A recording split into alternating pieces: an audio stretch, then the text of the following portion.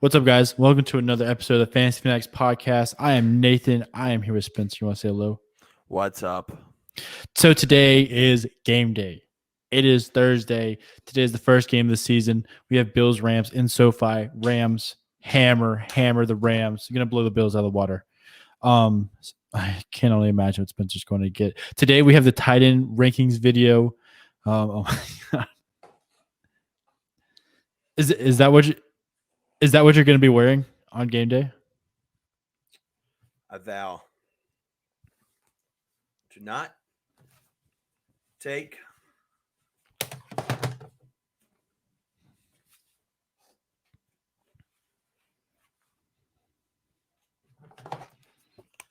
this jersey off until we win tonight. Okay. There we go. What's your bold prediction for Gabe tonight? What's my bold prediction? For Gabe. For Gabe, I'd say 100 yards, 2 touchdowns. Okay. Some people are delusional. Some people live in reality. So today we have our tight end rankings. We can stop that. I am just so pumped up that we do not have our ticker at the bottom. Now we do. Okay. It's freaking football. Yeah, before we get into our rankings, be sure to check out our website, thefffanatics.com. Follow us on Twitter, thefffanatics3. And if you haven't already, make sure you sub to our YouTube channel. Appreciate everybody for watching. You want to start with number 1, Travis Kelce? Dude, I am ready. Travis Kelce, ready. Number 1. I like Cooper Kupp, I don't think I need to say much. Mark Andrews, number 2. Not much to say. King matchup versus the Jets. Who's at number 3? We are flying through this. George Kittle at 3. That is our first kind of differentiating opinions. That's not a word. It's now a word. But George Kittle at 3 in a great matchup against Chicago. Is Trey Lance going to look for him like Jimmy did? Mm-hmm. I think so. I think so as well. I think he'll have to. Yeah. Darren Waller, number 4, starts out the season at the Chargers. I've got him at 3. Spencer's got him at 5. I love the matchup. I think it's going to be a high-scoring game, even though they got a good defense. I don't know who's going to cover Darren Waller. In the case that J.C. Jackson somehow locks up Devontae Adams, Darren Waller should feast. So that's why I got him at 3. I'm kind of upset that we forgot something. What's that? We kind of forgot the music. No, we don't need this. It's football. We don't need this. Football is back today. We're recording this on Monday, so it's a little premature. If we were recording this on Thursday, it'd be a much different live stream. The music's coming out. The music. We are going to be dancing, party hats on. Gabe Davis's jersey, doned. Roofs will be raised. We are ready. But Dalton Schultz at 5. This is like one of our favorite tight end picks, all year. Mm-hmm. Who got him? I can't remember. Oh, you did. Of course. Of course. You could. He could literally eat up like Amari Cooper's targets, like half of them. Yeah. Like just give me them. More just touchdowns, more yards, more catches. I see career highs and all the stats for Dalton Schultz this year, who wasn't that bad last year, could have a much better season. Yep, totally agree. Next, we've got Kyle Pitts. Starts out the season at home against New Orleans. Not a great matchup. They've got great linebackers, great defense in general. Kyle Pitts is a unicorn. I see him walking into the Hall of Fame. I've got him at number 5 this week. Spencer's got him at number 6. I don't think it's that hot of a take. I think he's the best pass catcher out of all the tight ends. I know that maybe it's scorching hot, but dude is a freak. Runs like a deer. He's 6'6". Can Mariota gave him the ball? That is the only question. Somebody who is not as athletic as Kyle Pitts is Dallas Goedert. We have him at 7. I have him at 9. You have him at 7. He's in a really good matchup. I just think there is a realistic shot he could be the 3rd target in this run-heavy offense. Maybe. Is he better than Devontae Smith? I don't think so, but there different players.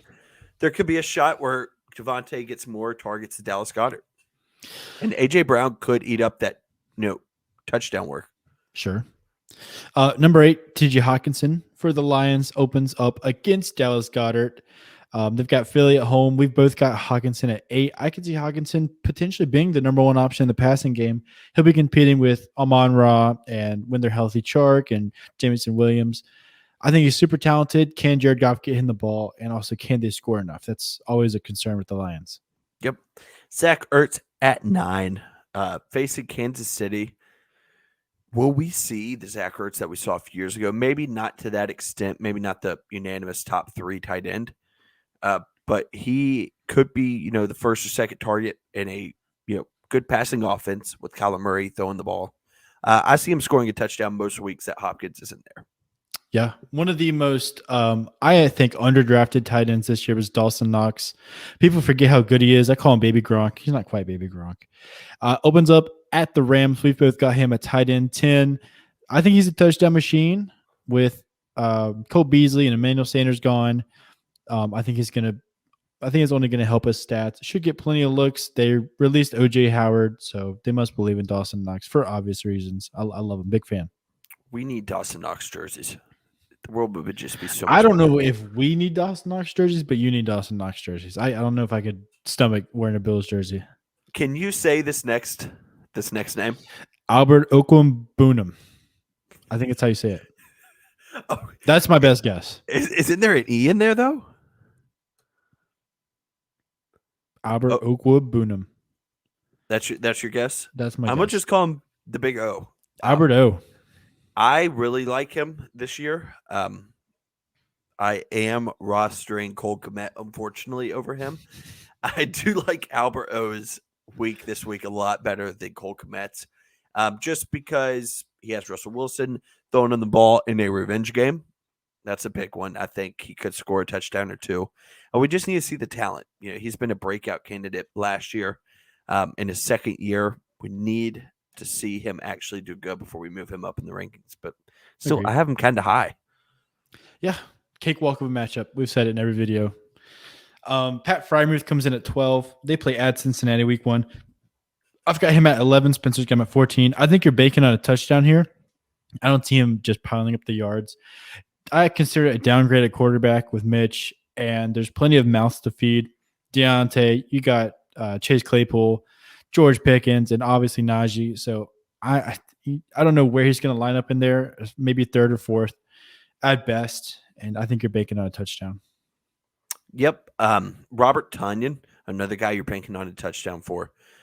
Could be 1 touchdown, could be 2, could be 3. I mean, I wouldn't be surprised if he catches 3 touchdowns 1 week or 2 weeks this year. He's like a sleeper who could lead the league in touchdown catches for tight ends. Okay. He did it his last fully healthy season last year, coming off of it. I can't even talk. I don't even know what's happening right now. You have a Gabe Davis jersey on. It's affecting you. It's the last 10, 15 seconds. I just haven't been able to talk. Robert Tonyan could be a sleeper this year. Touchdown catcher. All right. Hunter Henry, we've got at 14. Starts out at Miami. I've got him at 12. Spencer's got him at 15 for week 1. I'm not a massive fan of New England's passing offense in general, but when they do get down near the goal line and they're going to throw, a lot of their looks go to Hunter Henry, kind of like when he was at the Chargers. You're banking on a touchdown. I just think he's less likely to score than like a Robert Tonyan or Pat Frymuth. That's my reasoning. Yep. Gerald Everett next. I like Gerald Everett a little bit more than most. I don't see, maybe it's Donald Parham, scaring people off, but he's like a good tight end in a really good offense. Mm-hmm. Russell Wilson, of course, couldn't support him last year in that horrid offense. But I think Justin Herbert could, give him some tight end 1 weeks. Okay. I'm not mad at it. I don't like think him. that's a scorching hot take. I don't either. I like him. At 16, we've got Spencer's tight end 1, Cole Kmet. Yeah, I've got him at 15 this week. Spencer's got him at 16. Don't know what he was doing waiting to draft Cole Kmet. Starts out at home against San Fran. Horrible matchup. He's going to be their number 2 option in the passing game, most likely. Nothing else to say. What were you doing? Who do you got at 17? Why do you have to attack me like that? I mean, that wasn't much of an attack. That's just kind of fact stating. 17, David Njoku. In a bad offense against a so-so defense. It's just these players, if you're starting these tight ends in non 2 tight end leagues, What are you doing?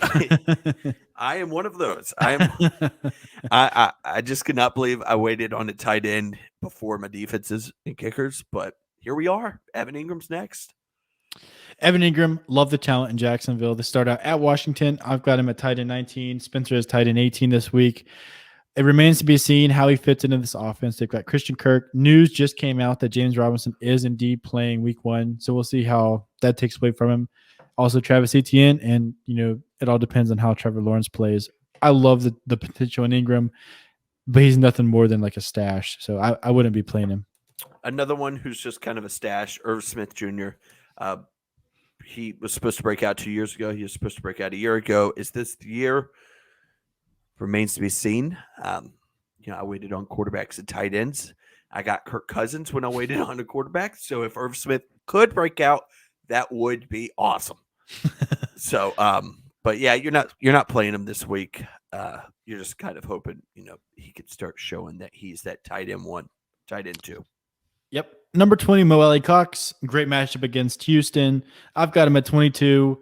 You've got him at 19. Please don't play him. Whenever you're saying Mo Alley Cox, a great matchup. Those 2 words just please don't play him. You're banking on a touchdown. And I think Jelani Woods throughout the season is going to overtake him. Yeah, don't play him. Don't play him. If you're playing Mo Alley Cox this year, and I hope you're in like a 20-team league, which we are, and I still don't think Mo Alley Cox is starting. Yeah. But yeah, that is our last starting tight end. Not even a starting tight end. That's our last tight end that we're ranking. I think there's something special that we have to do right now, that it is football. Time to raise the roof. Gotta get going. It is football season. We're about. What are we? What are we? I don't know. What time is this going up? Let's go 12. Early release. Okay. You're officially 8 hours from football, even though it's realistically a long time till football. Monday at 3:00. Yeah. So not great for us right now, but future us, we will be celebrating watching this video. Tune into our live streams. Keep your eye out for more videos coming. On Sundays, we answer everybody's questions on Twitter. We will get to all of them. And as well, look out for our Sunday morning live stream. We're also going to try to do some Thursdays. I don't know if we'll be able to this week. I know you got you're tied up with work a little bit later this Thursday. Yeah. But hopefully we can get out a video or a live stream on Thursday. If not, head over to our Twitter, ask us questions there. We will be working around the clock to answer your questions. It will be a little bit stressful. But we love it. We love doing it. Yep. So, follow us on Twitter, the FF Fanatics 3, the FF Fanatics on our .com on our website. I can't even talk. I'm so excited. Subscribe to the YouTube channel if you haven't already, and let's get ready for football. Football tonight at 8.